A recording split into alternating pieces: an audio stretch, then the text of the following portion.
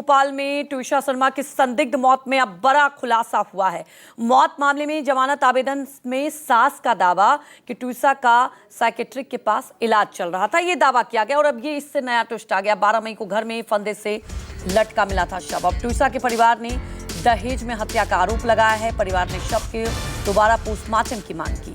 मुख्यमंत्री मोहन यादव ने इस पूरे मामले को संज्ञान में लिया है। तो आपको बता दें कि परिवार दोबारा पोस्टमार्टम रिपोर्ट की मांग कर रहा है और एक नया ट्विस्ट आया है, क्योंकि देखिए एक चैट भी सामने आया था जिसमें ट्विशा का दर्द दिख रहा था। परिवार न्याय की गुहार लगा रहा है, सीबीआई जांच की मांग कर रहा है। भोपाल में आपको बता दें कि इस संदिग्ध मौत को लेकर एक के बाद एक बड़ा खुलासा हुआ है। 7 महीने बीते थे, शादी हुई थी और बहुत ही धूमधाम से शादी हुई थी। उसके बाद आपको बता दें कि फंदे से शव लटका मिला था, लेकिन परिवार का कहना है कि ये सुसाइड नहीं, हत्या है। 12 मई को घर में फंदे से जब शव लटका मिला था, उसके बाद आपको बता दें कि अभी भी परिजन लगातार गुहार लगा रहे हैं, सीएम से दोबारा पोस्टमार्टम करवाने की मांग कर रहे हैं। और अब आपको बता दें इस पूरे मामले को लेकर सीएम ने संज्ञान में लिया है। बड़ा सवाल उठता है कि आखिर इसके पीछे क्या, क्योंकि जो चैट सामने आया है उसमें भी ट्विशा का दर्द सामने आया है। सवाल ये उठता है कि आखिर किस परेशानी से जूझ रही थी, क्योंकि परिजन का ये कहना है कि उस पर कहीं ना कहीं प्रेशर बनाया जा रहा था। और ये प्रेशर जो बनाया जा रहा था, क्या दहेज को लेकर बनाया जा रहा था, क्या मानसिक प्रताड़ना से जूझ रही थी, क्योंकि इलाज चल रहा था, साइकेट्रिक के पास इलाज चल रहा था, ये एक खुलासा हुआ है। तो भोपाल से इस वक्त की अहम खबर आपको बता दें, मौत मामले में जमानत आवेदन में ये सास का दावा किया गया है। तो एक नया ट्विस्ट अब सामने आया है। 12 मई को ही आपको बता दें कि मौत हो गई। शादी 7 महीने पहले ही हुई थी और उसके बाद जिस तरह से ये चैट सामने आए से तो समझ में आता है कि कहीं ना कहीं दर्द में थी और लंबे समय से मानसिक प्रताड़ना से जूझ रही थी। और परिजन यही बात है कि अब दोबारा पोस्टमार्टम कराने की मांग कर रहे हैं।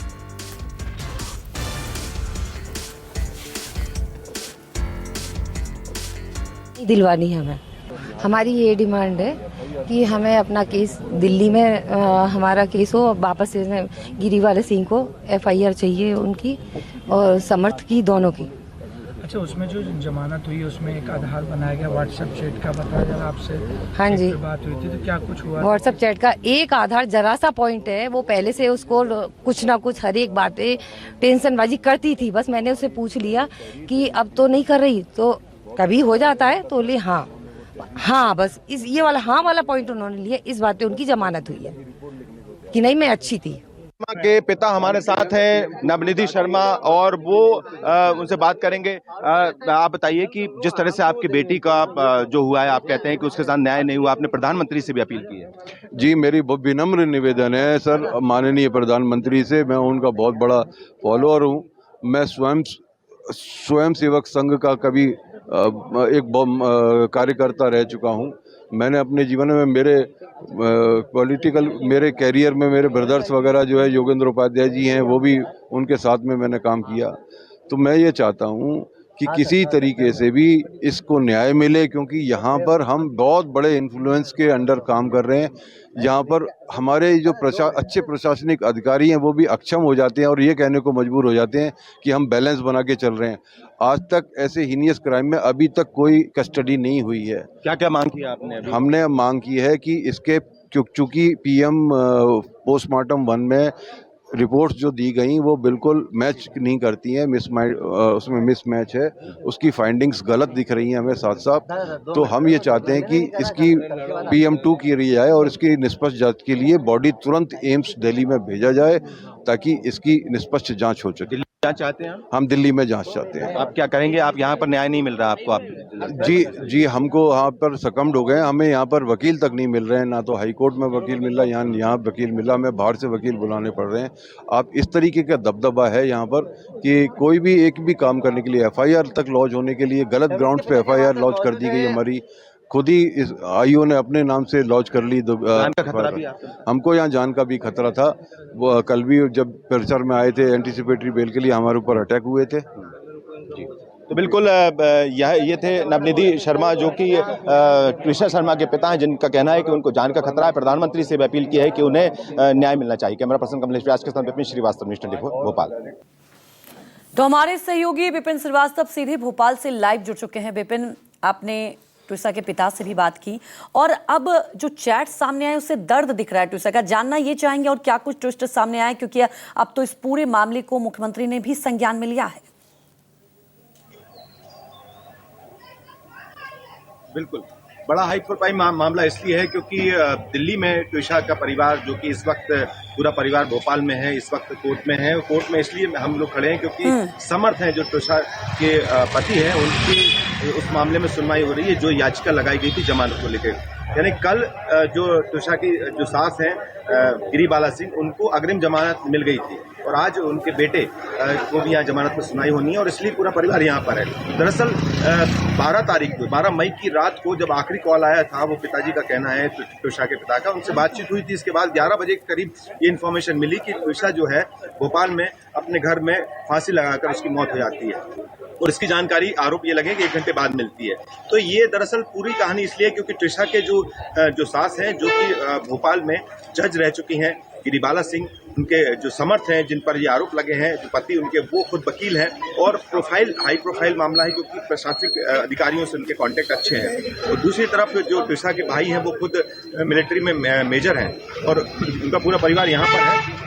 1 साल पहले डेटिंग ऐप के जरिए दोनों की बातचीत हुई थी, यहाँ से सिलसिला शुरू हुआ था।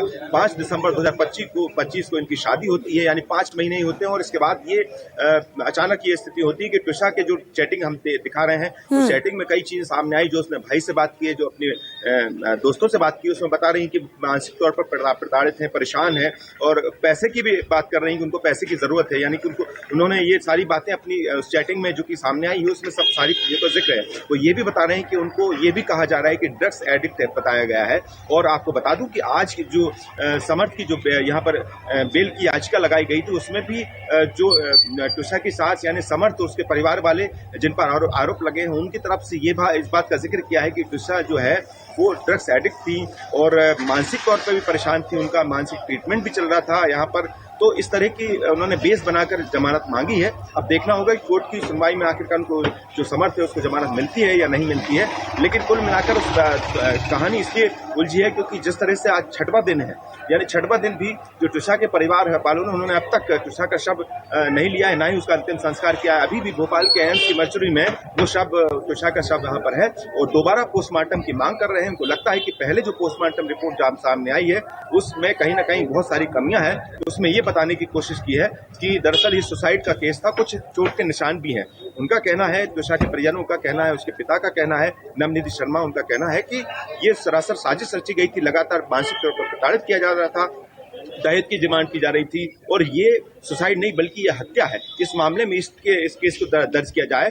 दूसरी तरफ पुलिस ने इस मामले में दहेज प्रकरण दर्ज किया है। साथ में इसके साथ ही इस मामले में 5 सदस्यीय SIT भी गठित की गई जो इस पूरे मामले की जांच कर रही है। फिलहाल कोर्ट में अभी जमानत याचिका को लेकर सुनवाई की जा रही है और इस बीच पे दिलचस्प ये बात हो जाता है कि कल ही CM हाउस में जाकर ट्विसा के परिजनों ने यहाँ पर बात की थी और अब चूंकि जब यहाँ उनको लगता है कि उनकी सुनवाई नहीं हो रही है, तो इस मामले को भोपाल की जगह दिल्ली या किसी दूसरी जगह शिफ्ट किया जाए, ताकि इस हाई प्रोफाइल मामले में जिस तरह से ट्विसा के जो ससुराल वाले हैं उनको बताते हुए, उन पर आरोप लगाते हुए कि उनका कहीं ना कहीं लोकायुक्त की बात की जाए या फिर उनके जुडिशरी में उनके अच्छे कॉन्टेक्ट हैं, इसलिए इसकी सुनवाई दूसरी जगह होना चाहिए ताकि न्याय मिल सके। और न्याय की गुहार उन्होंने राज्यपाल को भी पत्र लिखकर लगाई है, प्रधानमंत्री नरेंद्र मोदी से भी लगाई है, साथ में अपनी जान का खतरा भी उन्होंने बताया। जैसा कि हम अभी ट्विसा के पिता से बात कर रहे थे, उन्होंने कहा है कि उनको सिक्योरिटी की जाए और आज भी मैंने देखा है कि यहाँ पुलिस की तरफ से सिक्योरिटी नहीं, लेकिन चूंकि मेजर आर्मी से जुड़े उनके बेटे, इसलिए यहाँ पर EMS की सिक्योरिटी यहाँ पर आर्मी की तरफ बिल्कुल